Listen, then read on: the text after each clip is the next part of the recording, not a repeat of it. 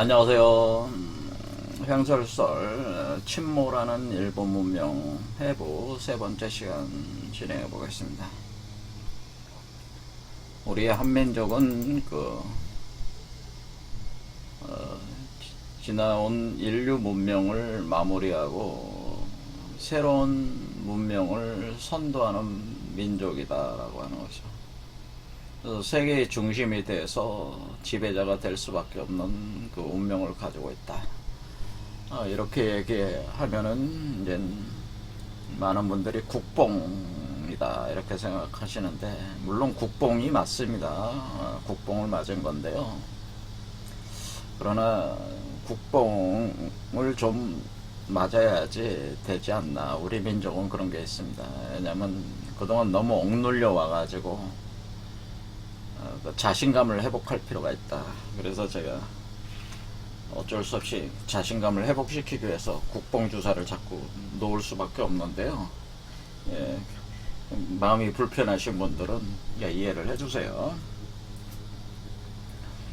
근데 우리 한민족의 세계를 이끌어 가려면은 여기 동북아 패권을 먼저 장악해야 되는데, 순서적으로 반드시 그러면 일본과 중국과 충돌하게 돼 있잖아요. 그래서 같이 잘하면 좋지만은 같이 잘하기가 힘들다는 거예요. 그래서 그 일본 문명은 몰락하고 중국 문명은 해체될 수밖에 없는 그 과정을 겪을 수밖에 없습니다. 대한민국이 세계 중심으로 올라가는 과정에서 우리가 만주 지역을 이렇게 또 영토적으로 또 확보를 하는 과정에서 중국은 쪼개질 수밖에 없는 거죠. 또 그 과정에서 일본은 한국의 속국이 될 수밖에 없다. 장기적으로는 대한민국의 속국화가 된다라고는, 일본도. 그래서 우리가 여기 유럽도 이시라고 해가지고 여러 나라가 연합체가 됐잖아요. 연합체가 돼서 이시 EU가 생성됐잖아요. 그래, EU라는 게 만들어졌듯이, 이것은 사실은 로마 제국의 재판이죠, 사실은. 로마 제국 영토권 나라들이 하나로 합한 거나 마찬가지죠. 로마 제국이다, 그러면. 이게 마찬가지로 여기도 사실은 동아시아 문명 공통성이 있기 때문에 이런 어떤 통일된 정치 체제가 나중에 형성될 수도 있습니다. 그런데 그 과정에서 남북 통일이 될 수밖에 없고, 이런 이유와 같은 시스템이, 그걸 이제 제가 얘기하는 한민족 경제 공동체다 이렇게 표현하는데, 그런 게 구성될 가능성이 높다는 거죠.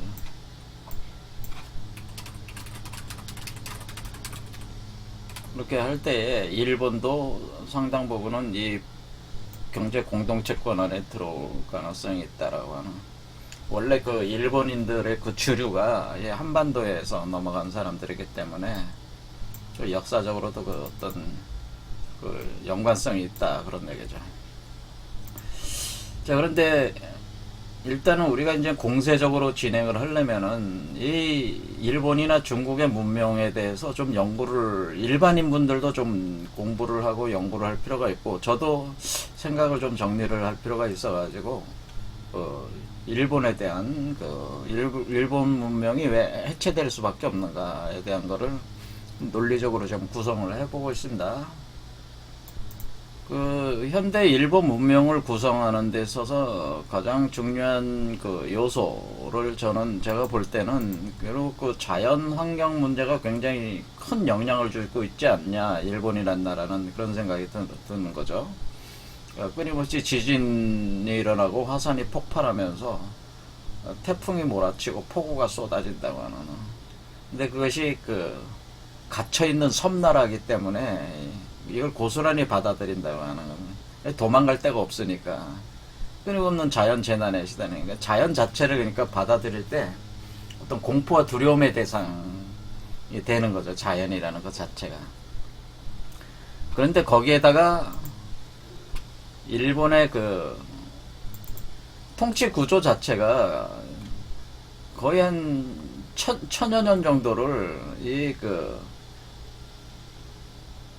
사무라이 문명 시스템으로 운영을 해왔다고 하는 거죠. 사무라이의 나라라는 거예요. 근데 이 사무라이가 군사정권이라고 이렇게 볼 수 있는데, 군사정권이라는 것이 하나만 존재하는 중앙집권적 군사정권이 아니고, 이게 각 지역이 그 쪼개져 있는 상태의 그 봉건체제의 군사정권 시스템이니까, 일본은 이렇게 쪼개지면서 여기 지역을 통치하고 있는 다이묘들이 각 지역의 군사정권 우두머리들이란 말이에요. 근데 자기가 그 무사들을 거느리고 끊임없이 타 지역을 침략하면서 한번 힘겨루기를 계속하는 거죠. 하면서 자기 내부 통치도 군사적 통치를 하니까, 한마디로 그 항시 전시 상태라는 거다. 항시 전시 상태에 머물러 있다고 하는, 전시 상태였다라고 하는 거죠. 그러니까 그 지역에 그 살아가고 있는 일반 백성들 입장에서는 항상 전쟁 상태, 평화로운 상태가 아니에요. 그러니까 언제 여기에 망하고 언제 누가 새로 이 지역의 지배자가 될지 모른다는 거예요. 그것이 이웃 지역을 서로 침략하고 그런 걸 떠나가지고 이 그 다이묘들 아래에 있는 그 무사의 그 내부 반란도 빈번하게 일어나고 있다고 하는 거지. 그러니까 언제 누가 배신을 해가지고 닌자를 보내서 다이묘 그 지역의 그 통치자를 암살해버릴 수도 있는 그런 일들이 비일비재하다 보니까 지배층인 그 무사지 계급과 일반 백성은 거의 무력으로 순응화시키고, 또 그 무사 계급은 자기네들끼리 안에서 서로 치고받고 끊임없이 서로 죽고 죽이는 사륙전, 그리고 그렇게 돼 있는 시스템에서, 전시 상태 시스템에서 항상 전시 동원 체제 상태에서 또 이웃 다이묘 세력하고 또 끊임없이 전쟁을 하니까, 그러면서 자기의 힘이 약하면은 다른 데하고 연합하기도 하고, 끊임없이 이렇게 어떤 전략과 전술과 어떤 장꾀를 계속 부리면서 버텨나가야 되니까, 일본인들의 그 이중성이라는 거예요. 이렇게 가면을 쓰고 살 수밖에 없다고 하는 거예요. 현실적으로. 이중성, 우리는 위선적이다, 위선자다, 이렇게 생각할지 모르지만, 그렇게 살 수밖에 없는 거예요. 살아남는 길이니까, 그게. 그러다 보니까 이 사무라이 하나의 이 시스템 자체가 이런 식이 돼 있으니까, 그 일본인들 문명 자체가 현실적인 강함을 추구할 수밖에 없다고 하는데, 이게 우리가 뜬구름 잡는 얘기는 의미가 없다라는 게, 지금 내가 내가 사느냐 죽느냐 하는 마당에 무슨 하나님이니 뭐니 그런 것들은 사실은 중요한 얘기가 아니야. 지금 내가 살아남는 게 중요하잖아요. 그렇죠. 그러니까 자신이 현실적으로 살아남을 수 있게 하는 현실적으로 물질적 분야에 모든 것을 집중할 수밖에 없는 것이다라고 하는. 그래서 일본의 그 문명을 제가 증물적 문명이다. 그러니까 철저히 물질에 집중하는 문명이다라고 하는. 그러니까 물질의 모든 거는 물질을 핵심으로 하나요. 증물적. 그래서 이것을 본말에서 말단적 문명이다라고 이렇게 볼 수 있어요. 말단적 분열적 문명이다. 왜냐하면 물질은 말단이거든요. 우리가 정신으로부터 이렇게 멀어지는 거죠. 본원적 정신으로부터 멀어져서 맨 끝에 물질로 형상화되는 거니까, 이거 말단적. 그럼 물질로 형상화되면 분열적이잖아요. 이렇게. 그래서 쪼개잖아요. 그럼 일본이란 나라 자체가 이렇게 쪼개져가지고 분열적이야. 일본인들 자체도 뭐야? 다 분열적이죠. 각 개체가 다 분열적이야. 사실은 다 쪼개져 있어. 그러니까 서로가 서로 간에 소통을 안 해. 소통을 안 하고 각자 세계에 갇혀 있는 거죠. 그러니까 각자의 물질 세계에 갇혀 있는 구조로 간다. 그 얘기. 이게 증물적 문명의 형태야. 말단적이고 분열적인 데다가, 그러니까 이렇게 가니까 각자가 그 물질 속에 갇혀있는, 물질 속에 정신을 가둔다, 이런 뜻이란 말이에요. 물질 속에다 정신을 가둬서 물질 속에서 구현을 하려고 자꾸 하는 거지. 그래서 그런 것들이 각자 개체적으로 분열적으로 가다 보니까 이렇게 보면은 그로테스크하게 이렇게. 그래서 일본의 문화는 그로테스크라는 원형을 가지고 있다라는. 그러니까 굉장히 황당무계한, 기이하고 끔찍하고 잔인한 그런 그로테스크라는 게 그런 거잖아요. 그렇죠, 그렇게. 그러니까 우리가 이 공포의 미학이라고 하는 공포와 두려움. 그러니까 이게 항상 공포와 두려움 속에 살고 있잖아요. 그런 거를 물질 속에서 정신을 또 가둬가지고 물질에다가 정신을 우겨 넣는다, 이렇게 보시면 돼요.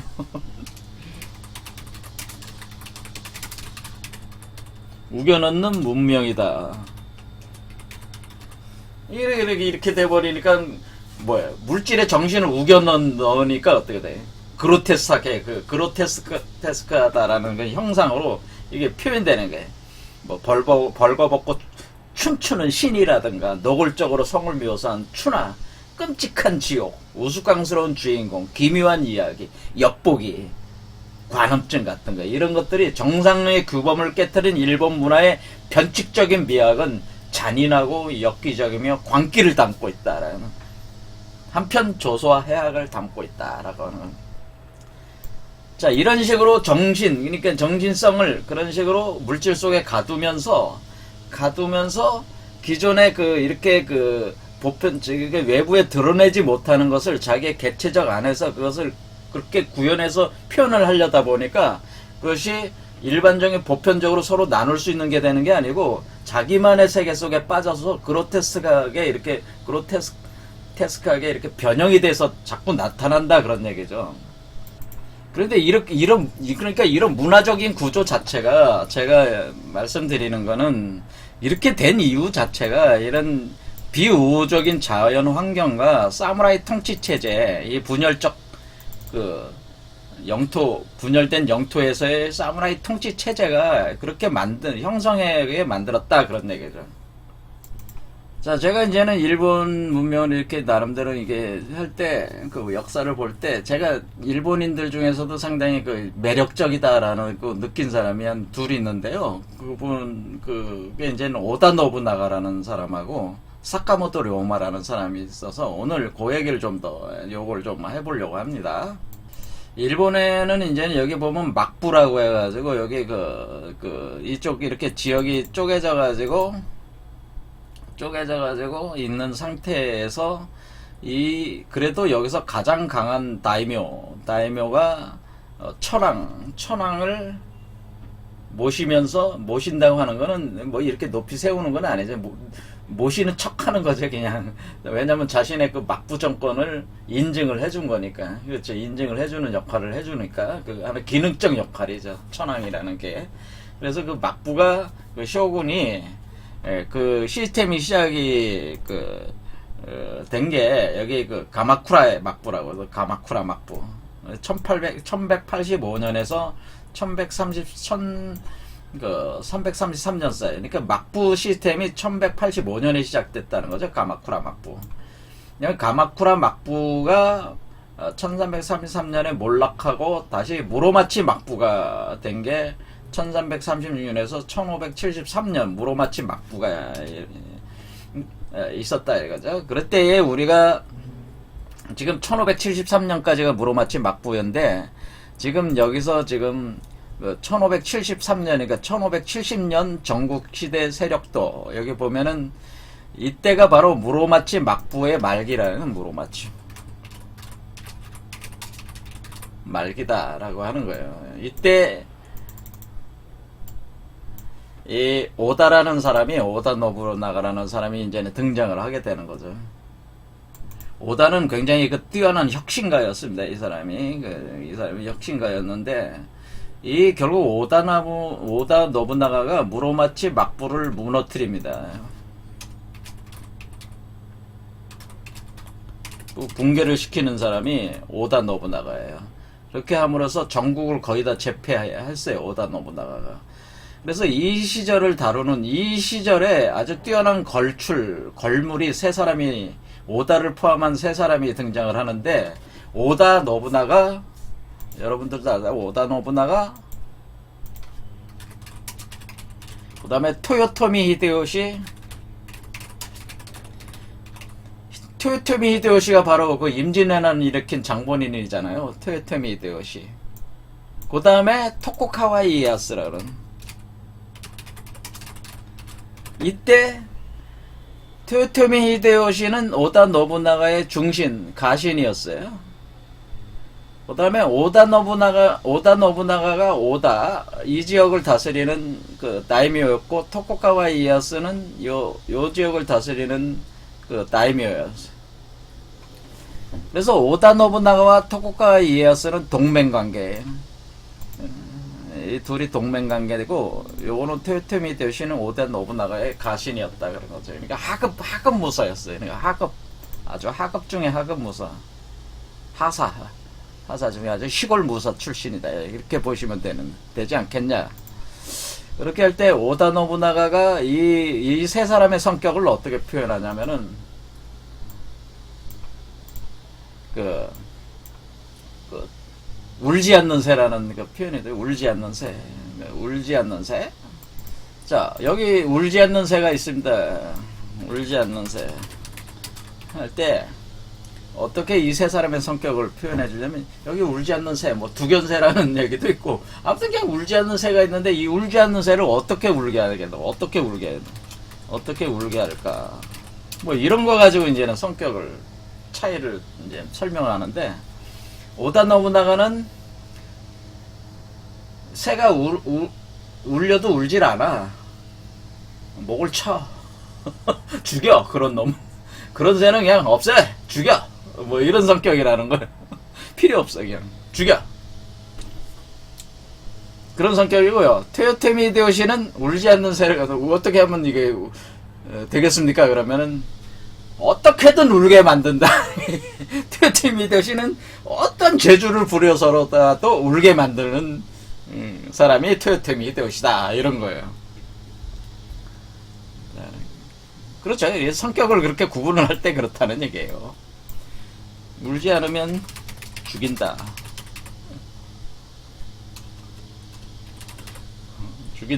이렇게 되죠. 이게 저 오다 노부나가. 그 다음에 토요토미 히데요시면은 어떻게든 울게끔 만든다. 재주를 부린다는 거예요. 그렇죠. 그럼 토쿠가와 이에야스는 뭐냐면은, 토쿠가와 이에야스는 울 때까지 기다려라. 이런 성격이. 울 때까지 기다려. 그러니까 오다 노부나가의 성격은 굉장히 과격하고 결단력이 뛰어나고 과격하면서도, 그렇죠. 자신의 그 의지대로 운명을 개척하는 성격이란 말이에요. 운명 개척자죠. 뭐냐면 의지대로. 네? 자기 운명을 자기가 개척하는 스타일이에요. 근데 토요토미 히데요시는 주변 환경을 잘 살피면서 아주 제주꾼이라 해가죠. 그러니까 일개 하급무사에서 토요토미 히데요시가 오다 노부나가가 그 죽고 난 뒤에 혼노지에서 거기서 일종의 그 배신을 당하는 거죠. 아케치 미스 때한테 이제 배신을 당해서 혼노지라는 그 절에서 불타서 죽게 돼요. 결국 오다 노부가. 그랬을 때 그 다시 혼돈 속에 빠지는 그 상황을 토요토미 히데요시가 장악을 해서, 그때 중신으로 성장을 했죠. 장악을 해서 다시 이 토요토미 히데요시가 그 정권을 유지를 하게 되는 거죠. 그러니까 어떻게 아주 하급무사, 농부에 가까운 하급무사 상태에서 최상의 다이묘까지 올라갔잖아요. 토요토미 히데요시가. 엄청난 제주꾼이라고 하는 거예요. 근데 이 토요토미 히데요시가 지금은 사실은 우리 임진왜란을 일으키는 것도 사실은 내부적인 어떤 그런 에너지를 외부로 표출을 시켜서 정권을 유지하기 위한 하나의 술책적인 차원도 있는 거죠. 사실은 이게 힘을, 그러니까 지금 내부적인 투쟁을 하면은 이게 그거보다 외부의 한반도 쪽에 우리 조선이라는 나라를 공격하면서 사무라이의 내부적인 힘들을 외부로 뽑아내면서 자기 정권을 유지하는 그런 어떤 전략을 썼다. 그때 한마디로 잔꾀를 부린 거죠, 이게. 토쿠가와 이에야스는 토요토미 히데요시가 죽었습니다. 토요토미 히데요시도 토요토미도 좀 편안하게 죽었어요. 이 토요토미. 근데 토쿠가와 이에야스는 토요토미 히데요시 이후에 그 또 두 세력으로 나누는 거죠. 이 오다 노부나가와 토요토미 히데요시를 따르는 세력이 있었고 토쿠가와 이에야스의 자기 독자적 세력이 있어요. 그런데 원래 오다 노부나가가 이렇게 성공할 수 있었던 거는 토쿠가와 이에야스가 항상 백에서 받쳐줘서 오다 노부나가가 성공한 거거든요.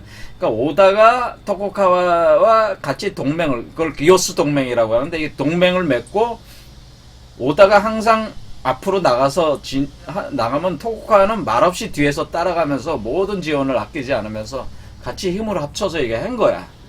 그러니까 이게 사실은 오다 노부나가 죽으면 토쿠가와 이에야스가 먹는 건 맞지만은 그 사이에 토요토미 히데요시가 있었다 그 얘기죠. 근데 토쿠가와 이에야스는 어때?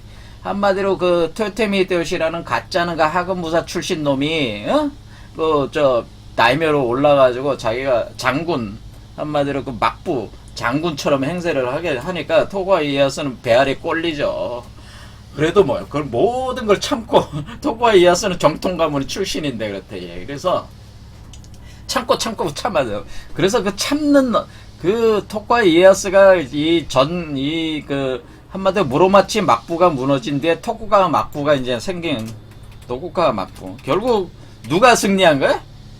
결국 토쿠가와한테 토쿠가와가 결국 모든 거를 다 먹은 거죠. 결론적으로는. 그러니까 끝까지 참고 기다린 인내력이 있는 자가 모든 거 먹는다. 뭐 그런 얘기입니다. 그래서 토쿠가와 이에야스가 그런 존재였다고 하는 거예요. 이 세 사람이 이 시대에 아주 중요한, 이런 울지 않는 새라는 비유를 가지고 성격을 설명합니다. 그때 오다 노부나가가 이 사람이 굉장히 강한 자기 운명을 개척한, 그러니까 이 무로마치 막부를 무너뜨리고 새로운 그 막부를 형성하기 위해서 전국을 거의 다 통일할 때에 오다 노부나가가 어떤 일들을, 이때 전투 기술도 굉장히 뛰어났는데 그걸 잠깐 보겠습니다. 오다가 첫 번째 고비가 자기 오다보다 더 강한 옆에 그 세력이 있었어요. 그래서 요시모토라고, 이마카 요시모토라는 세력이 있었는데 이 오케하자마 전투라고 하는 게 오케하자마 전투, 아주 유명한 전투인데요. 그 이마카 요시모토가 원래 요런 지도가 있기 전에 이쪽에 이마카 요시모토 세력이 컸어요. 그런데 이쪽으로 진출하려니까 오다가 가로막고 있으니까 토쿠가와도 이마카 요시모토 휘하에 있었어요. 원래 그 당시에는. 그래서 이마카 요시모토가 오다 쪽으로 이렇게 들어올 때에, 그때에 이마카 요시모토가 자기가 새로운 장군이 되기 위해서 군대를 몰고 들어오는데 그게 군대 수가 한 2만에서 4만 정도 됐어요. 그런데 그때 당시에 그 오다는 한 4, 5천 밖에 안 되네. 3천에서 5천 정도에 불과했다 그러네요. 그런데 이게 군대를 몰고 이제는 이마카 요시모토가 자기가 장군이 돼보겠다고 이제 군대를 몰고 이제 들어가는 거죠. 오는데 이거를 이제는 오케하자마 전투, 이 오케하자마라는 지역에서 이제 만나게 되는데, 어떤 식으로 그 오다 노부나가 이걸 이마카 요시모토를 제거를 하냐면은 아주 전쟁의 천재. 이게 보면은 이게 군대를 움직이게 되면은 사실은 이게 시야가 자기 눈안에 보이는 그 시야밖에 안 보여요. 2, 3만, 5만, 10만, 100만을 가지고 있어도 그게 안 보여. 자기 주변만 보이겠죠, 눈에 있는. 그러니까 이게 그런 거 실태를 잘 알다 보니까 어떻게 이게 오다 노부나가 하냐면은 마치 관심이 없는 것 같이 진짜 정면으로 부딪히지는 않는다 이거지. 도망만 다닌다 이거죠, 사실은. 그러면서 슬슬 돌아다니다가 오다 노부나가가 슬슬 돌아다니다가 이마카 요시모토가 비가 내리니까 그 자기네들 그 장병들하고 앉아서 말에서 내려가지고 앉아가지고 밥을 먹으면서 쉬고 있었어요. 그 타이밍을 딱 노린 거예요, 오다가. 그래서 오다가 순간적으로 바로 그때 포착을 해서 바로 말을 타고 올라가지고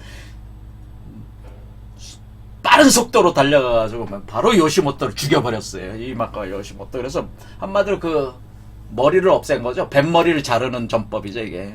그렇죠. 뱀을 죽이려면 머리를 잘라라. 그러니까 머리를 잘라버렸어요.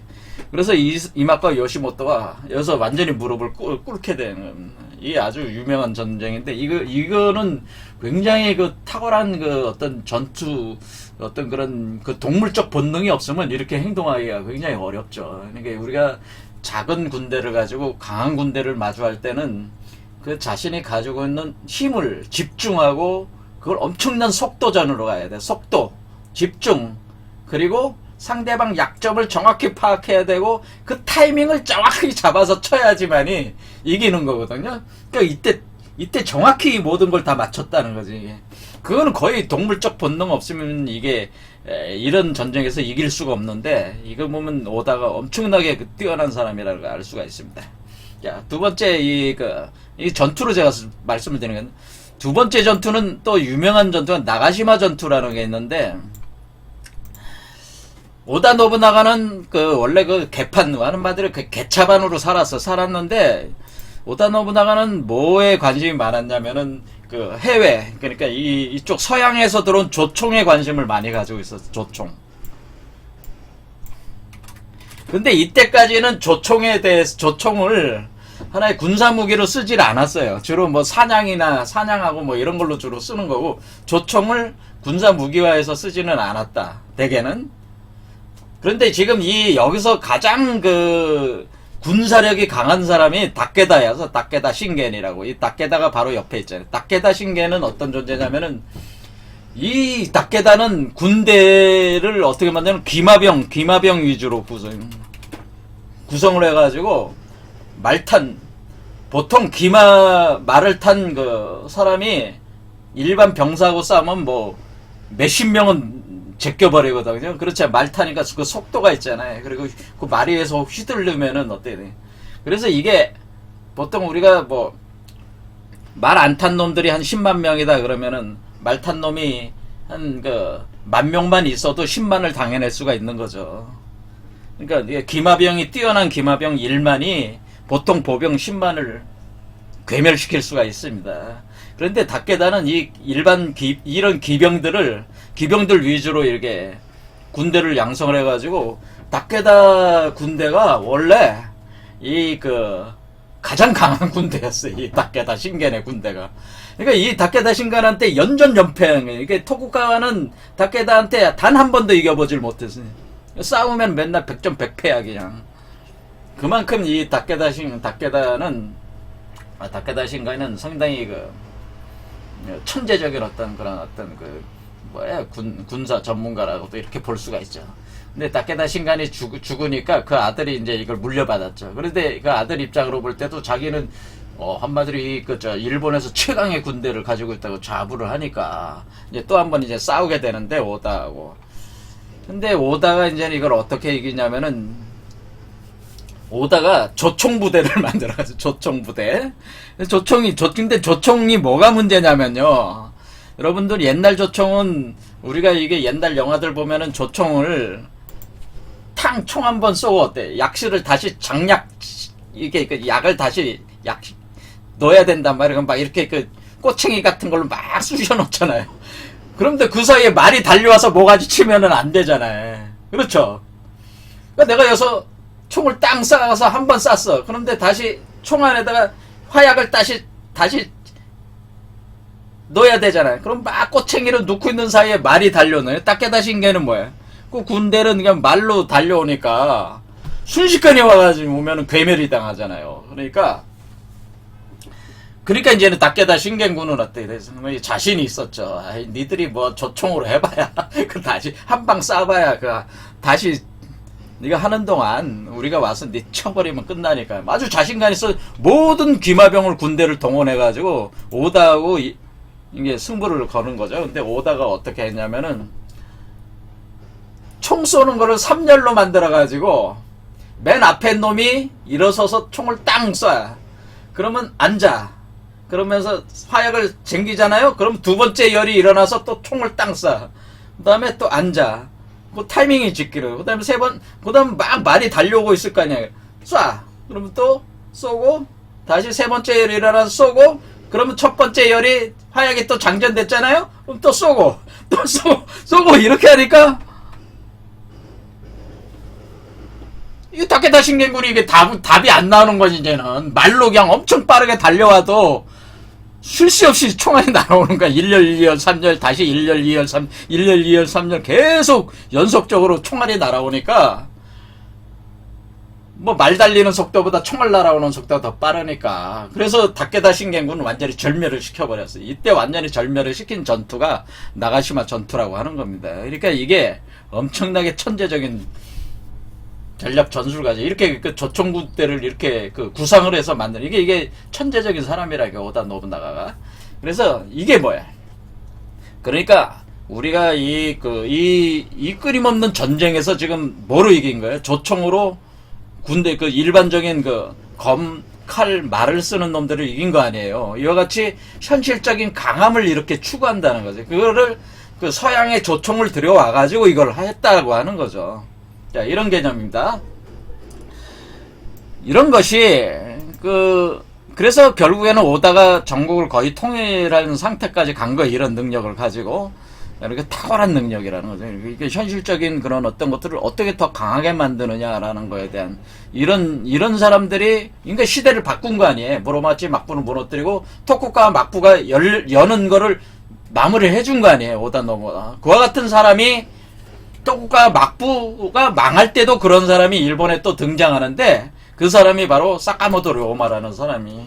사카모토 료마가 이 사람은 여기 보면은 그 일본 맨 끝에 보면은 일본 이쪽에 보면 도사. 이때는 이제 막부가 토쿠가 막부죠. 이제 토쿠가 이에야스가 통일했으니까 조슈 사스마 도사. 그러니까 명치 유신할 때 이 세 개의 번이 굉장히 중요한데요. 요 도사번 출신이에요. 이게 도사번. 그러니까 여기 우리가 여기 전국시대 지도로 보면은 여기 초속가베가 여기가 도사번이죠. 그렇죠. 여기가 모리가 있는 지역이 지금 여기가 조슈번이죠. 자, 요걸 가져와가지고 비교해 보면은 이 구조는 그대로 있는 거예요. 그러니까 이게 그래서 모리 영토하고 거의 비슷하잖아요. 그다음 여기 초속가베 영토하고 비슷하잖아요. 여기 그렇죠. 그다음에 사스마번은 요 영토하고 지금 비슷하게 가잖아요.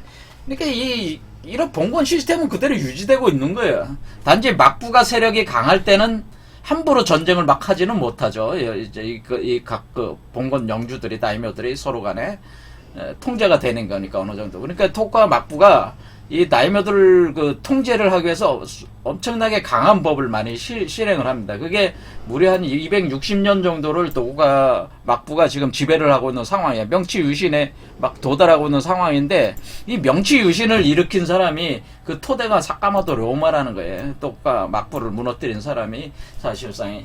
사카모토 료마는 도사번 출신인데 이 사람은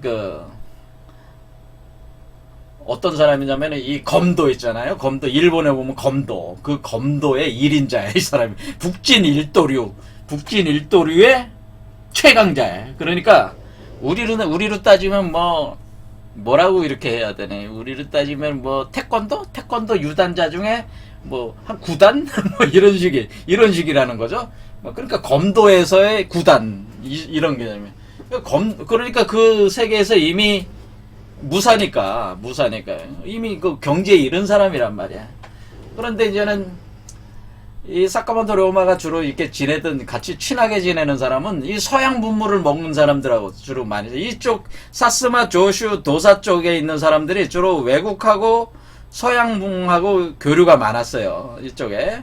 그런데 이제는 그쪽에 교류를 하다 보니까 사카모토 료마가 볼 때는 뭔가 시대가 변하고 있다는 걸 자각을 했어요. 그래서 사카모토 료마가 탈번을 하는데 그러니까 도사를 떠나는 거예요. 원래 무사는 자기가 있는 지역을 떠나면 안 돼.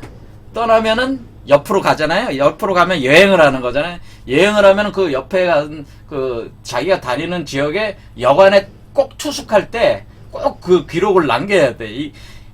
토쿠가와가 그런 식으로 통제를 했어요. 통제를 했는데 사카모토 료마는 나중에 결국 그 자기가 8번, 그러니까 완전히 낭인이 되는 거죠. 그러니까 이 기존의 무사 시스템에서 벗어나서 그런 거를 떠돌이 무사들을 낭인이라고 하는 겁니다. 떠돌이 무사가 된 거예요. 그러니까 여기 구조에서 상사나 하사에서, 근데 하사 출신인데 하사에서 떠돌이 무사로 낭인으로 이제, 그 낭인은 어떤 존재냐면은,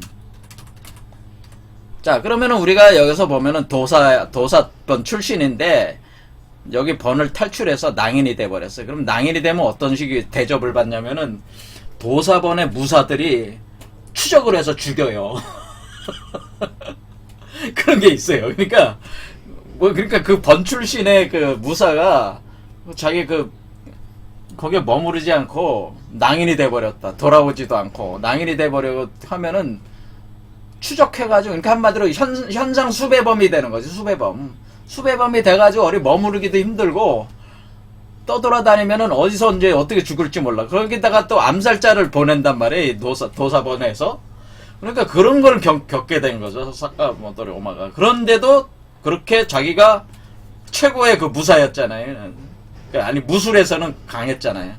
근데 사카모토 료마가 자기의 뜻을 이루기 위해서 이거 아무래도 이 막부가 무너뜨려야 되겠다 이런 생각을 가졌는데, 그게 왜 그러냐면은 1853년에 미국의 매슈 페리가 그 제독이 동인도 제도 사령관, 동인도 함대 사령관 페리 제독이 그 흑선을 몰고 흑선 내양, 그래서 1854년에 도쿠가와 막부하고 미일 화친 조약을 맺게 되는데, 이때 안세이 5개국 조약을 체결을 하게 되는데 굴욕적 조약을 맺게 돼요. 그러니까 이때 어떤 현상이 되냐면은, 여태까지는 그 도쿠가와 막부가 전국을 장악하면서 나름대로 다이묘들을 준동을 막아왔는데, 알고 봤더니 도쿠가와 막부가 외국 군대한테 힘도 못 쓰고 배 한 척한테 져가지고 꼼짝도 못 하더라 이거. 그러니까 어때? 현실적으로 이 각 지역에 있는 그 무사들이 생각을 하기에는 막부도 이제 끝났다는 생각을 갖게 되는 거 아니겠어요? 그러니까 이 막부도 무너뜨리고 새로운 세계를 열어야겠다 이런 생각을 갖게 되는 게 사카모토 료마가 그 대표적인 사람이었다고 하는 거죠. 그런데 이 외최 이 사카모토 료마나 이런 그 반막부 세력은 어떤 생각을 가졌냐면은, 막부를 무너뜨리려면 막부를 대신할 수 있는 그 존재가 있어야 되는데, 그게 거기엔 천황이 있었잖아요. 천황. 그러니까 천황이 있으니까 존왕, 그러니까 천황을 다시 세우고, 다시 천황 위주로 다시 만들고, 그리고 양이, 그러니까 뭐 외국 세력을 없애자 그런 운동을 하면서 그 존왕 양해를 부르짖으면서 막부 타도, 그러니까 막부를, 기존의 턱과 막부를 없애버리고 그 천황 위주로 다시 만들면서 이 외국 세력을 없애자. 그러니까 외국 세력에서 굴욕적 조약을 맺었으니까, 이런 생각을 가지고 원래 존왕양이 막부 타도 이 두 개 가지고 일어섰는데 그 중심 핵심 인물이 사카모토 료마였다 이거죠. 근데 사카모토 료마가 이렇게 해서 열심히 다니다 보니까, 이게 아니구나. 존왕은 맞는데, 존왕하고 막부 타도 해야 되는 건 맞는데 양인은 아니고 우리가 외국 서양 놈들을 배척해서는 안 되고 오히려 서양의 문물을 배워야 되겠구나라는 걸 알았어요. 이걸 깨달았다는 게 엄청 중요하죠. 양인은 아니고 우리가 서양을 배우자 이렇게 된 거예요. 그래서 타라 입구하자. 그러니까 우리가 아시아를 넘어서서 서양 세력과 하나가 되자. 그래서 우리가 아시아의 리더가 되자. 타라 입구에서 아시아의 리더가 되자. 그러니까 서양 문물을 배워서 아시아의 리더가 되자. 이런 생각을 사카모토 료마가 하게 되는 거예요. 그래서 사카모토 료마가 큰 꿈을 안고 낭인이 되면서, 그러면 이제는 자기가 이제는 뭐 친하게 지내던 친구가 있을 거 아닙니까? 그럼 친구가, 이게 유명한 일화들 있지. 이게 소설에 그런 소설을 써 있어요. 근데 이게 친구가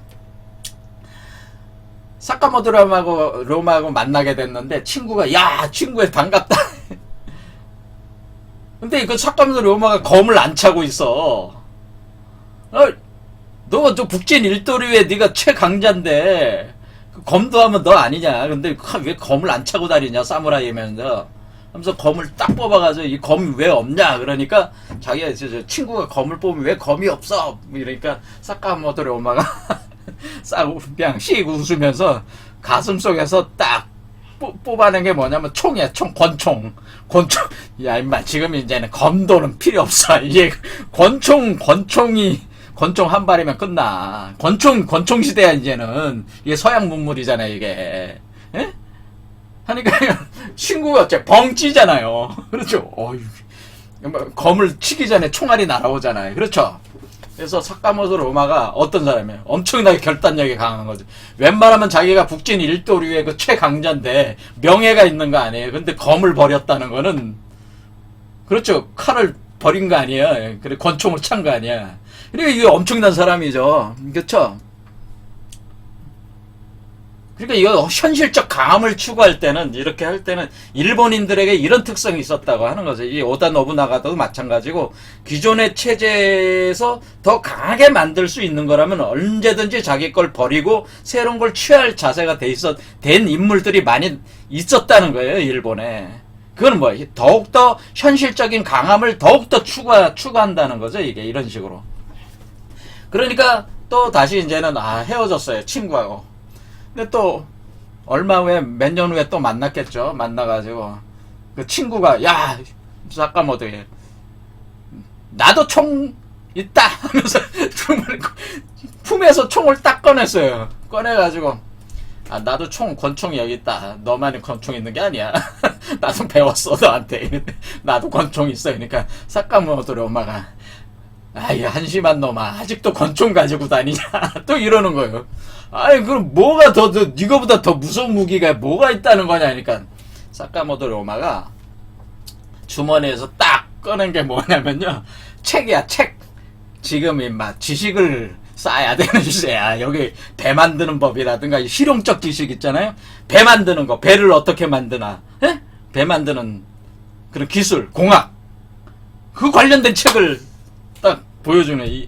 지금은 책을 읽어서 책을 해서 서양 문물을 이 책을 지식을 받아들여가지고 우리가 실질적인 어떤 그런 것을 우리가 해군도 양성하고 군대도 양성하고 하려면 이 책을 공부해 서양 문물을 책으로 공부해서 우리 현실적으로 만들어야 되는 그런 시대니까 지금은 이제 진짜 무기가 이 책이야. 책 지식. 그러니까 여기서 이제 봤듯이 사카모토 로마라는 사람이 엄청난 사람이죠. 사실은 또 총을 버리고 다시 이제 지식하면서 그걸 가지고 또 관념적인 지식이 아니라 이게 공학적인 지식이죠. 공학적인 실질적으로 자신을 강하게 만들 수 있는 물질적인 어떤 그런 걸 구현할 수 있는 지식을 얻고자 하는. 그래서 사카모토 로마가 학교도 세우고 이런 식으로 하는 겁니다. 하면서 사카모토 로마가 이제는 뭐 어떻게 하냐면 이런 것들이 이제는 사카모토 로마가 이제 알려지니까 지금 막부를 무너뜨리고 우리가 새로운 세계를 열려면은 우리가 흩어지면 안 되니까 이게 원래 이 뜻을 같이 하는 놈들이 뭉쳐야 되지 않겠냐 해서 그 사카모토 로마가 그때 조슈아하고 사스마 동맹을 추진을 합니다.